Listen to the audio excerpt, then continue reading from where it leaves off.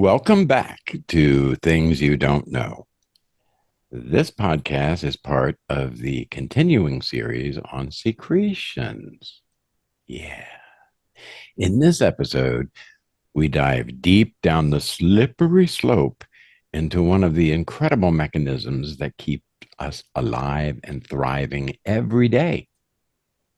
Today, we're going to explore one of the more underrated yet essential substances in our bodies, mucus. Now, I know you might be thinking, mucus? Really? Isn't that just the stuff we associate with colds and allergies?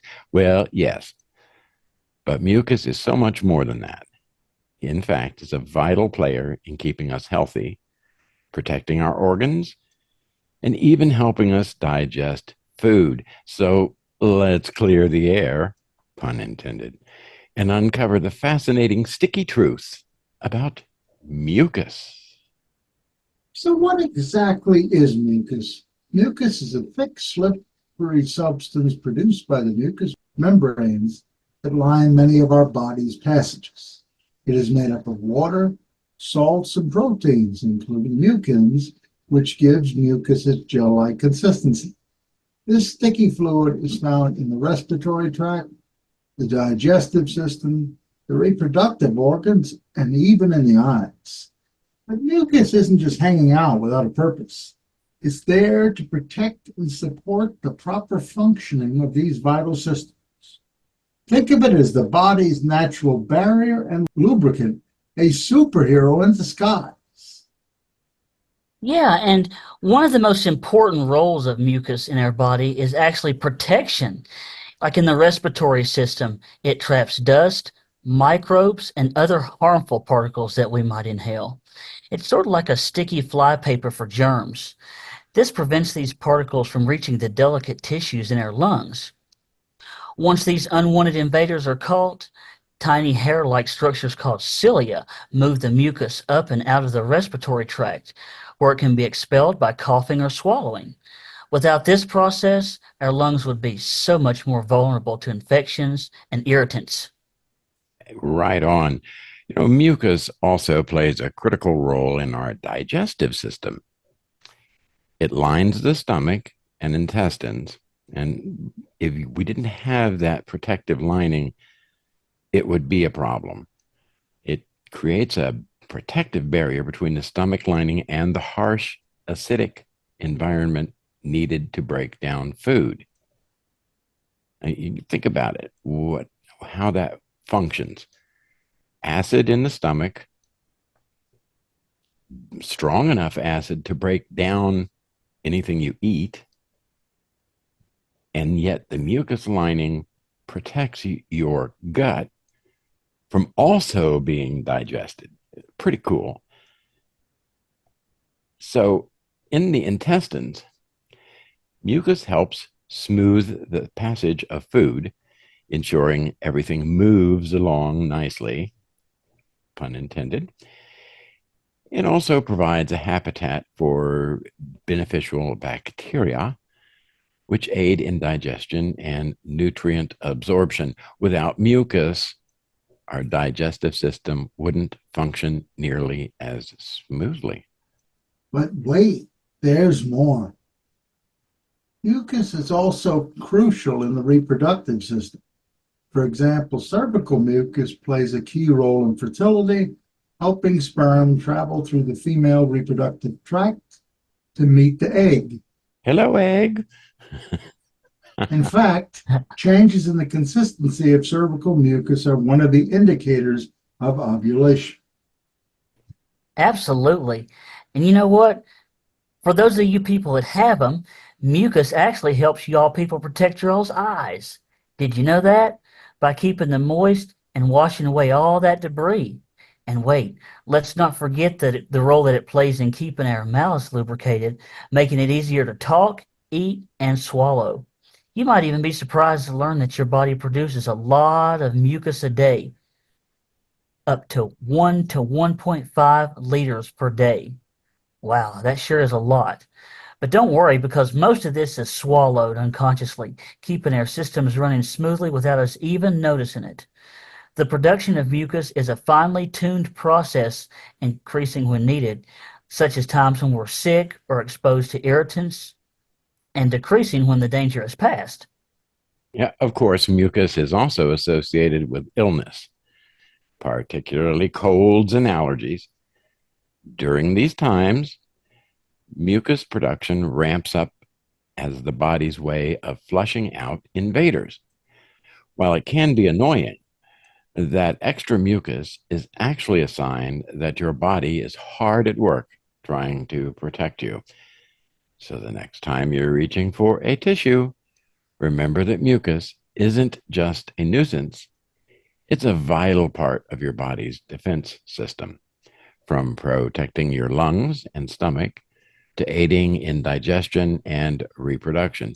Mucus is truly one of the unsung heroes of our health. Now, that's right. Now, snot, or as they call it, nasal mucus, might seem like an odd topic for social discussion, but actually, it plays a surprising role in our interactions and social norms. The act of dealing with snot, whether it's blowing your nose, wiping it away, or even sneezing, can affect how we're perceived by others and how we even perceive ourselves. Snot is often considered gross or embarrassing in many cultures. We're taught from a very young age that it's something to hide or deal with discreetly. Blowing your nose in public, for example, can be seen as impolite or unsanitary, especially in certain social settings like restaurants, meetings, or public transport. The stigma can lead people to feel self-conscious when they have a runny nose or the need to sneeze, even though these are natural bodily functions. Social norms around snot are closely tied to concerns about hygiene. Since snot can carry germs, especially when someone is sick, there's an underlying fear of contamination. This fear has been heightened in recent years due to global health concerns, making people even more aware of their own and others' nasal hygiene. This awareness can influence behavior like the increased use of tissues, hand sanitizers, and face masks to avoid spreading or coming in contact with nasal mucus. Yes, mucus or snot can carry diseases, particularly when it comes to respiratory infections. Mucus serves as a medium for trapping and expelling pathogens like viruses and bacteria that enter the body through the respiratory tract. When you're sick, your mucus can contain a high concentration of these infectious agents, making it a potential source of transmission. Absolutely. And viruses such as influenza, the common cold, and COVID-19 are commonly spread through droplets being expelled when an infected person either coughs, sneezes, or talks. These droplets can contain mucus and saliva, which are teeming with the virus. When others inhale these droplets or touch contaminated surfaces and then touch their face, they can also become infected. If you have mucus on your hands after blowing your nose or sneezing, and then touch a surface or another person, you can transfer the pathogens. That is why hand hygiene is so important, especially during cold and flu season. Mucus can deposit on surfaces like doorknobs, phones, or other commonly touched items. Viruses and bacteria in the mucus can survive for varying amounts of time on these surfaces because it's protected in some ways by the mucus itself. This poses a risk of infection to others who come into contact with it. Yeah. And here's some ways that we can reduce the risk of spreading the mucus and diseases and things like that. We can always use tissues when we cough, sneeze, blow our nose, and dispose of it immediately in the trash can. Regularly wash our hands with soap and water, especially after we touch our face. I think that's very critical. and handling tissues and coming in contact with potentially contaminated surfaces, we also need to be sure that we wash our hands. Wearing a mask, especially when you're sick, can help contain the spread of mucus droplets. Minimize touching your eyes, nose, and mouth to reduce the chances of introducing pathogens into your body. Yeah, in summary, while mucus plays a protective role in the body, it can also carry and spread diseases, particularly respiratory infections. Proper hygiene practices are essential to prevent the transmission of these pathogens. Despite the stigma, snot also plays a role in humor, especially among children. Kids find snot-related jokes to be hilarious, partially because it's something they're told is yucky or taboo. This humor often carries them to adulthood, where snot becomes the subject of lighthearted jokes, often used to diffuse tension or embarrassment. Interestingly, snot can also be a topic that fosters social bonding, sharing the experience of being sick, complete with runny noses and all, can create a sense of camaraderie. Even complaining about seasonal allergies is a constant way that people can connect, commiserating over their shared discomfort and their need for tissues. Yeah. Oh, yeah. Again, while snot is often seen as socially undesirable, it influences our interactions in various ways, from enforcing norms around cleanliness and politeness to serving as a source of humor and connection. One of the things that I've also noticed from time to time is some of the gross things that people do. To me, they're gross anyhow. I've seen people blow their nose onto the ground. Believe that? Have you guys seen that? It's awful. Yeah, that's not good. That's like a snot rocket or whatever they call that. Yes, a snot rocket. Yeah. Exactly. And other things of that nature. And you think, well, okay, depositing that on the ground shouldn't make much difference. Well, guess what? Somebody else comes along, steps on it, carries it into their house. A smaller child is crawling around, gets it on their hand, and as they often do, they touch their mouth, their nose, their hands with their hands, and bam, get an infection.